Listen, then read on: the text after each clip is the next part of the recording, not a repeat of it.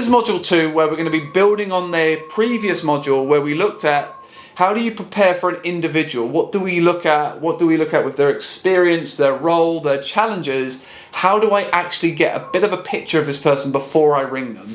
In this module, what we're going to quickly tackle is the business itself. Now remember, I've said it twice already, I'll say it a third time, is that we have to be separating the individual from their business for the simple reason we're building a relationship with that person first. We're then trying to understand the business and why they work where they work, or why they're running the business that they're running. So, like before, the business is broken down into 3 main areas. Those 3 areas are, what we're looking at is either previous engagements that you or your business has had with a prospect. This is more relevant if you're in a bigger organization where you've got CRM and enriched data, and you can see the history around what has been done, spoken to, offered, discussed with this prospect before.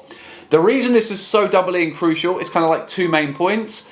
The first is all around what you don't want to be doing is duplicating efforts. If you go to ring someone, there's a duplicate record, and so they're already speaking to, say, Sarah, Rachel, or James, somebody else, and you then ring them and try to build a relationship, and you get met with, I'm already speaking to so-and-so, did you not see the notes? It just makes you as a rep, you as a business look really, really bad.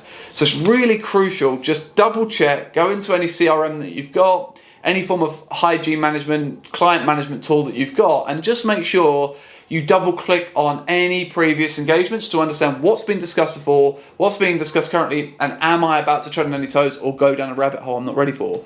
The second thing you want to look at is the product and the values of that particular business. The reason you look at products is because what you're looking at is how mature, how diverse, what other areas of gap analysis, white space can I sell into?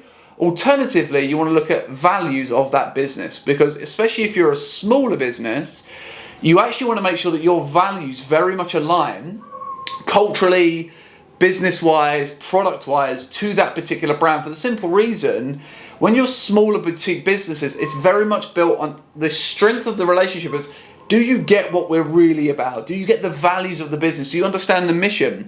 Do you understand where we're going? As you go up, more senior businesses, more higher revenue, bigger businesses, what you still need to be thinking about is the values of that business, but actually, how do you sell your product to align to their values, to their culture, to their mission, and factor that in? Because at those kind of levels, they're not so bothered so much about individual in the day-to-day of solving of problems. What they're looking for is partners to go on a journey with them. What they're looking for is someone to actually be a strategic alliance to them and their growth goals. So they need someone that is embodied into their business and can sit almost at a strategic level with them. And the only way you do that is understanding the individual or building a champion, understanding the business, what previous engagements, what's their values, what's their mission, what's their culture like, what's the products they're currently offering, what's the services they're currently offering. And then the third is blogs and articles. Now, blogs and articles give you a really clear insight into how much this business gives back to their environment. And it also gives you really nice data to use to actually understand, well, how do I get to know this business, and how can I reference key things when I make a phone call? How can I reference key points, key decisions, key announcements, especially if the prospect you're ringing has written or is featured in the article you find, you can actually reference it. So let me give you an example.